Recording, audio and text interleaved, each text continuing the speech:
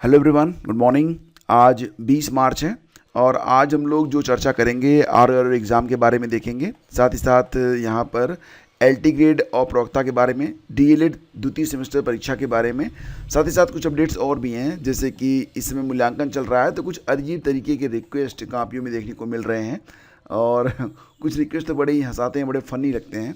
Anyway, आप लोगों से बस ये कहना चाहूँगा कि देखो, एग्ज़ाम जब आप देने बैठते हैं ना किसी प्रतियोगी परीक्षा में, मैक्सिमम टाइम आपको ये रिग्रेट होगा कि ये प्रश्न बड़ा आसान है, बस पढ़ा हुआ नहीं है। मतलब ये होता है ना कि आप जब एग्ज़ाम की तैयारी करते हैं, आप रीड तो करते हैं लेकिन रिवीजन नहीं करते हैं और इसीलिए आप रिमेंबर यानी कि याद नहीं रख पाते हैं। तो ये जो ट्रिपल आर फार्मूला है ये बड़ा कारगर होता है। जब भी आप कोई चीज़ पढ़ें तो उसका रिवीजन ज़रूर करें। अगर आप रिवीजन नहीं करते हैं तो पढ़ना न पढ़ना लगभग बराबर होगा, क्योंकि क्या होता है ना कि हमारी जो मेमोरी होती है वो दो तरीके की होती है। एक होता है आपका शॉर्ट टर्म मेमोरी, जैसे कि आपने पढ़ा, आपको लगा कि आपको याद हो गया, लेकिन ऐसा बिल्कुल नहीं है। अगले 7 दिनों के बाद शॉर्ट टर्म मेमोरी में, यानी कि अगर कोई चीज़ आपने 1-2 बार पढ़ी है तो शॉर्ट टर्म मेमोरी में ये चीज़ें रहती हैं, इसके बाद यहाँ से डिलीट हो जाती हैं। लेकिन जब आप रिवीजन करते हैं तो रिवीजन करने के बाद क्या होता है कि ये जो चीज़ें होती हैं ये लॉन्ग टर्म मेमोरी में शिफ्ट हो जाती हैं। आपको याद होगा कि बचपन में जो कविताएं आपने पढ़ी थी वो अभी तक आपको याद हैं, लेकिन पिछले हफ्ते जो करंट आपने पढ़ा था, जो इतिहास आपने पढ़ा था, जो जीएस आपने पढ़ा था, वो आपको याद नहीं है। हमारा दिमाग इसी प्रकार से डिज़ाइन किया गया है कि कोई गाना आपको कितना भी पसंद क्यों ना आ जाए, उसे केवल एक बार आप सुनिए और दोबारा कल उसे गुनगुनाने का प्रयास करिए, आपको कोई लाइन याद नहीं आएगी।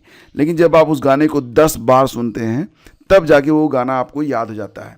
मतलब ये कि आप अपने दिमाग को दोष मत दीजिए, आप अपने क्राइटेरिया को दोष दीजिए। अगर आपको लगता है कि केवल एक बार आप घटना चक्र लगा लेंगे या फिर कोई भी किताब है एक बार पढ़ के आप बहुत अच्छे अंक ले आएंगे, तो ये भ्रम है, इससे कुछ होने वाला नहीं है। और आप ही नहीं, दुनिया का कोई भी इंसान केवल एक बार पढ़ के तथ्यों को याद नहीं रख सकता है। यही वजह होती है कि मैं कुछ ऐसे लोगों से भी मिला हूँ जो अपने जीवन में बहुत ही सफल हैं, लेकिन फिर भी वो अपनी डायरी को बार बार देखते रहते हैं, अपने तथ्यों को खंगालते रहते हैं। कारण ये है कि जब तक देखते रहेंगे तभी तक वो याद रहेगा।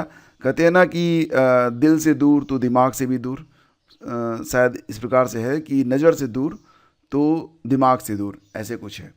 तो मतलब ये है ना कि नज़र के सामने ये चीज़ें बनी रहनी चाहिए, बार बार रिवीजन होता रहना चाहिए। याद रखने का ये एक मास्टर ट्रिक है, आप लोगों को बता रहा हूँ।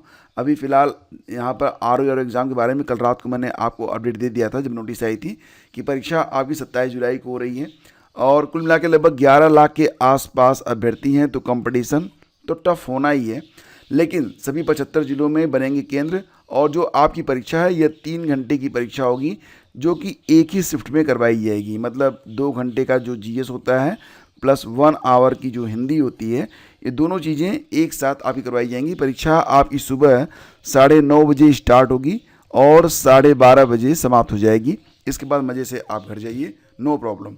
और रही बात परीक्षा सेंटर, तो इतना तो मान चलिएगा कि यूपी पीसीएस की तरह ही इस बार जो परीक्षा केंद्र होंगे दूर दूर तो डेफिनेटली बनेंगे और आपको जो गृह जनपद तो मिलने वाला है नहीं। कम से कम आप ये मान चलना कि 50 से 60 किलोमीटर मिनिमम डिस्टेंस आपके घर से रहेगा। मेंटली प्रिपेयर रहिए, कोई दिक्कत आपको होने वाली नहीं है। जैसा कि आप जानते हैं कि परीक्षा वाले 22 और 23 दिसंबर को होनी थी, तो 22 दिसंबर को 22 को पीसीएस करवा ली गई, लेकिन आर को लेकर संशय था। बहुत सारे अभ्यर्थी लगातार जो है इसके लिए प्रयास कर रहे थे। 2 अच्छी बातें हुई हैं। पहली बात तो ये, परीक्षा अब केवल एक शिफ्ट में ही हो रही है। मतलब अगर आप देखेंगे तो 27 जुलाई 2025 को रविवार है और उसी दिन ये परीक्षा जो है सुबह 9:30 बजे स्टार्ट होगी, 12:30 बजे समाप्त हो जाएगी। अब ये जो 3 घंटे हैं ये निर्धारित करेंगे कि आप प्री से मेंस में शिफ्ट होंगे या फिर नहीं होंगे। एक बात और भी कि जो मेंस है, मेंस में केवल मेंस का ही अंक जुड़ता है, मेंस के बाद कोई इंटरव्यू नहीं होगा। यहाँ पर अगर आप सफल हो गए तो आप आरओ के पद को सुशोभित करेंगे और काफ़ी सुविधाएं मिलती हैं, बहुत ही अच्छा पद होता है और राजपत्रित अधिकारी की तरह आपको एक जीवन शैली मिलती है और बड़े ऊंचे ऊंचे लोगों से आपकी जान पहचान हो जाती है। तो अच्छी चीज़ है ये, ठीक है। थोड़ा सा मेहनत कर लेंगे तो सफलता मिल भी सकती है। और इस बार जो है 411 सीटें हैं तो इसमें लगभग 335 या 33 के आसपास जो सीटें हैं केवल आरओ की सीटें हैं, और इतनी बड़ी वैकेंसी विगत कई बार अगर आपने देखा होगा तो भी नहीं आई थी। तो बिल्कुल आपके पास एक बड़ी अपॉर्चुनिटी है। एलटी ग्रेड और प्रवक्ता के चयनितों से दोबारा भरवाए जाएंगे विकल्प। तो खैर ये वो लोग हैं जो परीक्षा दे चुके हैं, चयनित हो चुके हैं, अभी तक उनकी पोस्टिंग नहीं हुई है, तो उनसे अब दोबारा से विद्यालयों के विकल्प भरवाए जाएंगे, तो फिर उनको नियुक्ति दे दी जाएगी। थोड़ा सा मामला समझ लेते हैं, इसके बाद बात करते हैं कि एलटी ग्रेड का विज्ञापन प्रेजेंट ईयर में, वर्तमान समय में कब तक आ सकता है। जैसा कि आप जानते हैं ना कि ये जो परीक्षा एलटी ग्रेड की हुई थी ये 2018 की परीक्षा है, जिसमें कुछ लोग सेलेक्ट तो हुए लेकिन अभी तक उनकी पोस्टिंग नहीं हो पाई। प्रवक्ता की परीक्षा 2020 वाली है, इसमें भी वही कंडीशन है, सेलेक्ट तो हुए लेकिन अभी तक पोस्टिंग नहीं हो पाई। तो फिलहाल इनका जो डॉक्यूमेंट वेरिफिकेशन था 2023 में करवाया गया था, लेकिन अभी जो है पोस्टिंग नहीं हो पाई। तो अब इन लोगों से ये कहा गया है कि अब आप लोग दोबारा से विकल्प भरिए, फिर आपकी पोस्टिंग अप्रैल तक करवा दी जाएगी। ठीक है, तो खैर ये अच्छी बात है, इनकी पोस्टिंग हो जाएगी। लेकिन जो फ्रेश कैंडिडेट हैं उनका क्या, और रही बात ये कि जो एलटी ग्रेड का नया विज्ञापन जारी होना है तो उसके बारे में क्या।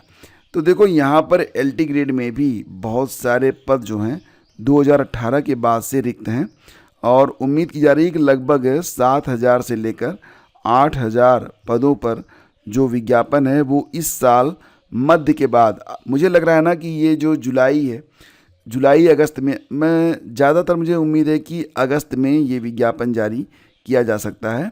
और अगस्त में विज्ञापन अगर आता है तो साल के अंत में अक्टूबर नवंबर तक आपकी प्री की परीक्षा करवा ली जाएगी, क्योंकि इस बार एलटी ग्रेड में प्री और मेंस कराने के बारे में बात की जा रही है। हालांकि अभी तक शासन से अनुमति नहीं मिली है, लेकिन प्री और मेंस करवाया जाएगा, मतलब एक स्क्रीनिंग परीक्षा के बाद मुख्य परीक्षा करवाई जाएगी। क्योंकि पिछली बार केवल एक परीक्षा से जब चयन हुआ था तो उसमें काफ़ी विवाद जो है वो सामने आए थे। और सेम पैटर्न बात करेंगे जीआईसी के बारे में। तो जीआईसी के लिए भी आपको जो है विज्ञापन साल के मध्य के बाद कभी भी देखने को मिल सकता है, तो बिल्कुल आप लोग तैयार रहें। और एक बात और भी, मैंने आप लोगों से कहा था ना कि परीक्षाएं आपकी एक साथ हो जाएंगी, तो अब आप देख रहे हैं यहाँ पर कि अगर आप अप्रैल को देख लें तो अप्रैल में आपकी जो परीक्षा हो रही है यह 16 और 17 अप्रैल है। तो आपको जो है UPHESC असिस्टेंट प्रोफेसर की परीक्षा देनी है। इसके अलावा अगर आप देखेंगे तो मई में आपकी टीजीटी की परीक्षा हो रही है, मई में आपकी जो है टीजीटी की परीक्षा है, और जून में पीजीटी की परीक्षा है, और अब जुलाई में आपकी जो है परीक्षा हो रही है किसकी, बिल्कुल आप समझ रहे हैं ना कि जुलाई में आपकी आरओ की परीक्षा होने जा रही है। तो यहाँ पर अब परीक्षाओं का क्रम जो है वो शुरू हो चुका है। बहुत सारे लोग कन्फ्यूज़न में होंगे कि आखिर किस परीक्षा की तैयारी करें।